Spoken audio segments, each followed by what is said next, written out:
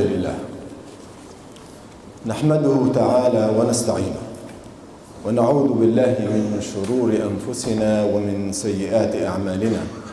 من يهد الله فهو المهتد ومن يضلل فلن تجد له وليا مرشدا.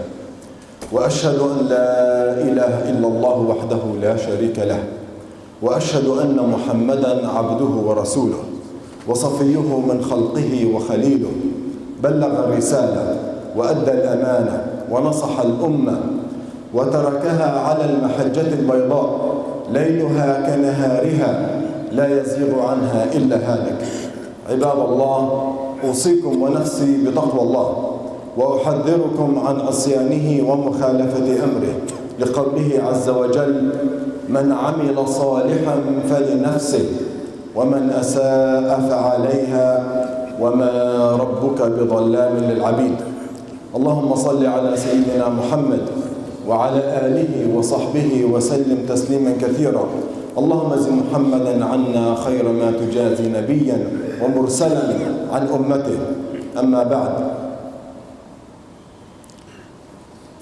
هذا رمضان كما جاء يغادر ويتركنا وأعلن الرحيل، وأسأل الله سبحانه وتعالى أن يعيد علينا رمضان مرات عديدة وسنين عديدة، وأن يجعلنا من المقبلين، وأن يتقبل منا الصيام والقيام والدعاء والذكر، وأن يجعلنا من المقبولين في الدنيا والآخرة.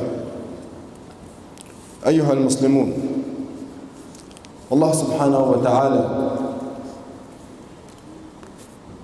أنعم علينا بهذا الدين العظيم، وأرسل لنا رسوله الكريم صلى الله عليه وسلم. وفي هذه الخطبة أود أن أتحدث عن أثر هذا الشهر الكريم علينا.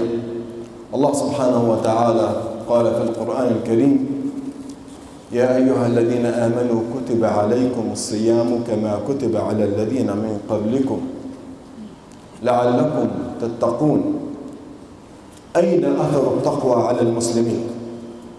هذا الشهر أتى علينا، وفي هذه الليالي والأيام المباركة سمعنا آيات القرآن الكريم، واستذكرنا السنة وسيرة الرسول الكريم صلى الله عليه وسلم وسير الأنبياء، وكيف أرسل الله سبحانه وتعالى الأنبياء والرسل إلى البشر جميعا.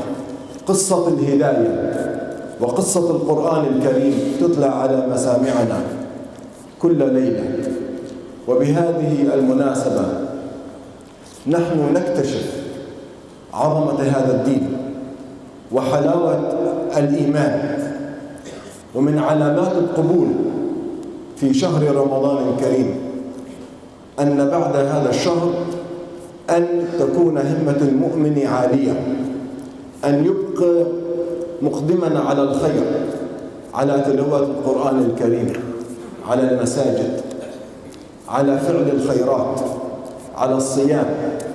من علامات قبولنا نسأل الله سبحانه وتعالى أن نكون كذلك في هذا الشهر الكريم، أن نستمر في عمل الخير، وأن لا نعبد رمضان بل نعبد رب رمضان، لأن رب رمضان هو رب شعبان ورب كل شهور السنة. ومن علامات التقوى ليست هي المظاهر وليست بكثرة الأعمال، إنما بقبولها من الله سبحانه وتعالى. الرسول الكريم صلى الله عليه وسلم عرف التقوى، ولم يكن هناك أي مظهر لمظاهر التقوى، ليس اللباس ولا طول اللحية ولا النظر وما إلى ذلك. وأشار إلى صدره التقوى ها هنا، وأشار إلى صدره 3 مرات. لا يمكن حتى أي طبيب في العالم ولا أي جراح في العالم أن يكشف عن قلبك ويقول لك مدى الإيمان والتقوى في قلبك. العلاقة بينك وبين الله سر، وأثر هذا السر يظهر على أعمالك وعلى تصرفاتك وعلى أخلاقك. وفي هذه الخطبة وفي الدقائق القليلة سأتحدث عن رسولنا الكريم صلى الله عليه وسلم. يكثر الحديث عن آلام الأمة وعن الفتن التي تعيشها الأمة، والمتحدثون باللغة العربية يركزوا كل اهتماماتهم على الشرق الأوسط، متحدثون اللغة العربية، وعندما ننظر للشرق الأوسط نرى الهموم، نرى الفتن، نرى المشاكل. ويكثر التحليل والتفسير والتأويل لما يجري في أرض الواقع. لكن المؤمن ليس هذا منهجه. منهج المؤمن أن يفقه الواقع، وأن يعمل الصالح، وأن يتقي الله فيما يقول وفيما يعمل، أن يتقي الله سبحانه وتعالى في علاقاته، أن يتقي الله سبحانه وتعالى في وقته، في ماله، في حياته، لأننا سنسأل عن هذا كله. ومن أخلاق الرسول صلى الله عليه وسلم أن الله سبحانه وتعالى وصفه بأنه وإنك لعلى خلق عظيم. الاختبار الحقيقي للإيمان هو في الأخلاق، في أخلاق التعامل مع الناس. ولهذا الله سبحانه وتعالى من 99 اسما لأسماء الله سبحانه وتعالى الحسنى اختار صفة واحدة يصف بها الرسول الكريم صلى الله عليه وسلم: وما أرسلناك إلا رحمة للعالمين. لم يصفه بالقوة، ولم يصفه بالعزة، ولم يصفه بأي من صفات الله سبحانه وتعالى، إنما وصفه بالرحمة، لأن الرحمة هي مصدر الخير، والرحمة هي مصدر التأثير على الناس، والرحمة هي مصدر حقيقة الشعور نحو الآخرين. عندما وصف الله سبحانه وتعالى رسوله الكريم: وما أرسلناك إلا رحمة للعالمين، السؤال للمؤمن اليوم، السؤال للمسلم اليوم، السؤال للمسلمين حول العالم، وللمسلمين في هذا البلد، وللمسلمين في هذه العاصمة وفي هذه المدينة: أين هي رحمتكم على غيركم؟ أين الرحمة في منازلكم؟ أين الرحمة على نسائكم؟ أين الرحمة على أولادكم؟ أين الرحمة على جيرانكم؟ أين الرحمة على مجتمعاتكم؟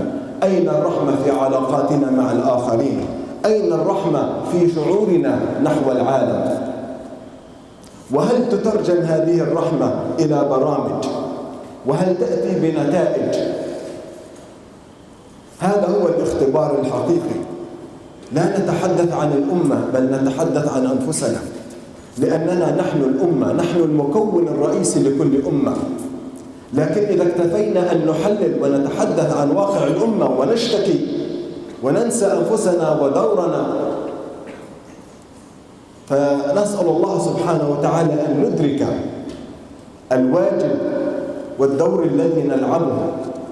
ثانيا، الرسول الكريم صلى الله عليه وسلم حتى قبل أن يعلن أنه رسول كان في مجتمعه، في مجتمع مكة، كان ناشطا اجتماعيا، كان مصلحا، كان صانع سلام، كان الصادق الأمين. حتى عندما اختلفت القبائل في شرف وضع الحجر على الكعبة، قرروا أن يحتكموا إلى أول شخص سيأتي من اتجاه معين، فأرسل الله سبحانه وتعالى محمدا وأشار عليهم بأن يأتوا بقطعة قماش، ونحن نعلم القصة، لأن الرسول صلى الله عليه وسلم أراد أن يجمع البشر على الخير، وأراد أن يحقن الدماء، فكان ناشطا اجتماعيا، كان مصلحا ليس للمسلمين إنما للبشر، وكان جزءا من حلف الفضول. وفي المدينة قال: لو دعيت إلى حلف الفضول لقبلت. رسالتي وتذكيري لنفسي ولكم أيها الإخوة أن يظهر خيرنا وإيماننا وتقوانا وشهر رمضان على ما بعد رمضان، وأن لا نتصرف على أننا ضيوف على هذا البلد. هذا هو بلدنا، وهذا هو مجتمعنا، ونحن ننتمي إلى هذه الأرض، وإن كنا حتى عشنا عليها دقائق أو أيام أو شهور أو سنين.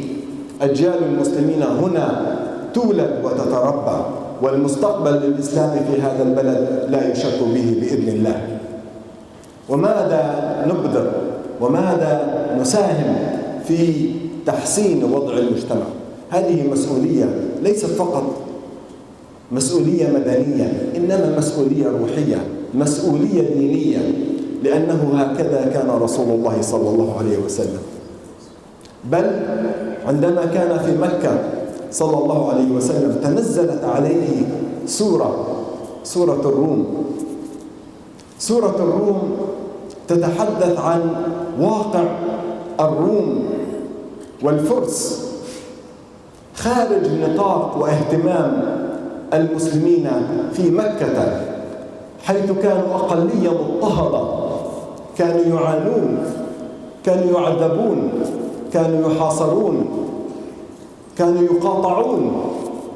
لكن الله سبحانه وتعالى أراد أن يربي جيل الصحابة والجيل الأول للمؤمنين لأن ينظروا إلى الاهتمامات حول العالم. كانت درسا في السياسة الخارجية. ألف لام ميم، غلبت الروم في أدنى الأرض وهم من بعد غلبهم سيغلبون. هذا كان درس في العلاقات الدولية، في الاهتمام بالعالم. ولا شك أنه كان تحدي لأحد الصحابة، وكانت واحدة من معجزات الله في القرآن الكريم.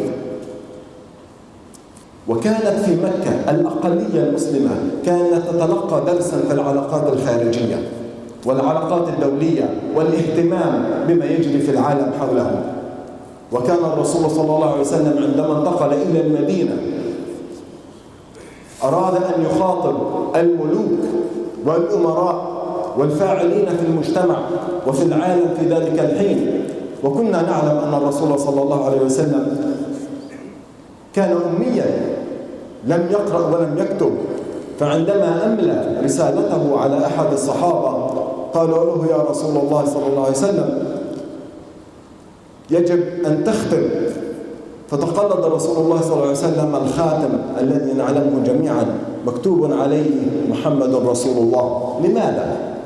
لم يقل الرسول صلى الله عليه وسلم أنا رسول الله ويجب أن يسمعوا لي بأي طريقة.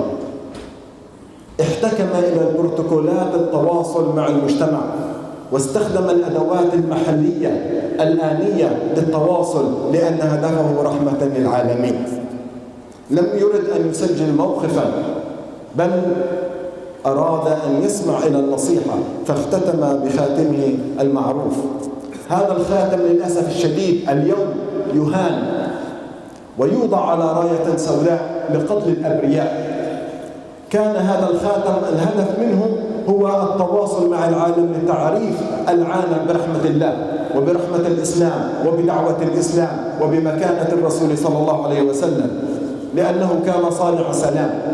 اليوم هذه الراية تهان، ويهان هذا الخاتم لأن هناك إخفاق في فهم منهج النبوة في التعامل مع الخصوم وفي التعامل مع الأزمات. حري بنا نحن المسلمون أن نعيش أخلاق الإسلام ونتأسى بأخلاق الرسول صلى الله عليه وسلم.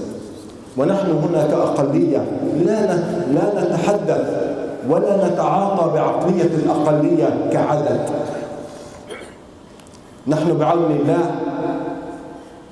نحن منصورون بعون الله سبحانه وتعالى، وهذا الدين سينتشر، لكن على المسلمين أن يعودوا إلى الله سبحانه وتعالى، إلى كتاب الله وسنة رسوله الكريم، وأن نتأسى بأخلاق الرسول الكريم صلى الله عليه وسلم. هذا الشهر الكريم إذا تعلمنا شيئا جديدا أن نلتزم بعمل الخير، وأن نلتزم بما التزم به رسولنا صلى الله عليه وسلم. قال الرسول صلى الله عليه وسلم بوصف القوة، قال: ليس الشديد بالسرعة، إنما الشديد الذي يملك نفسه عند الغضب.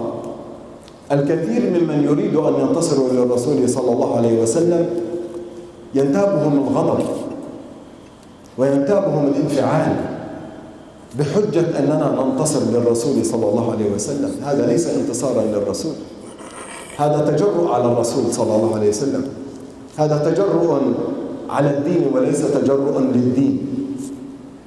الرسول صلى الله عليه وسلم علمنا كيف تعامل مع الخصوم السياسيين، وكيف تعامل مع من أهان الإسلام. إذا كان السبب جهل فيعلمهم. ووجد الصحابة بأن أخلاق الرسول صلى الله عليه وسلم متقدمة عليهم. انفعل بعض الصحابة واحتج على بعض قرارات الرسول صلى الله عليه وسلم، لكنهم اكتشفوا بعد حين أن هذا خلق النبي وخلق النبوة، أن له رسالة ورؤية، أنه يعمل بالوحي. أسأل الله سبحانه وتعالى أن يجعلنا ممن يستمعون القول فيتبعون أحسنه، وممن يقولون فيعملون، وممن يعملون فيحسنون. اللهم آمين.